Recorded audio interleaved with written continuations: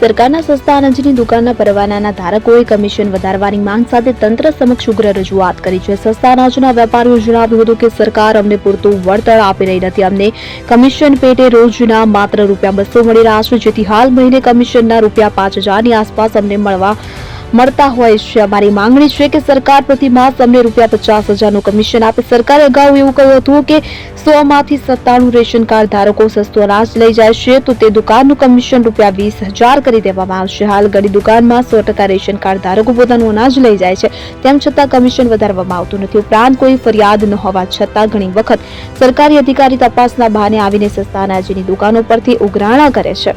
એ પણ બંધ થવી જોઈએ અને જો કોઈ કાર્ડ ધારકની ફરિયાદ હોય તો જ અધિકારી સસ્તા અનાજની દુકાન ખાતે ચેકિંગ માટે આવવું જોઈએ તેવો તેમણે આગ્રહ રાખ્યો હતો અને વ્યક્ત કર્યો।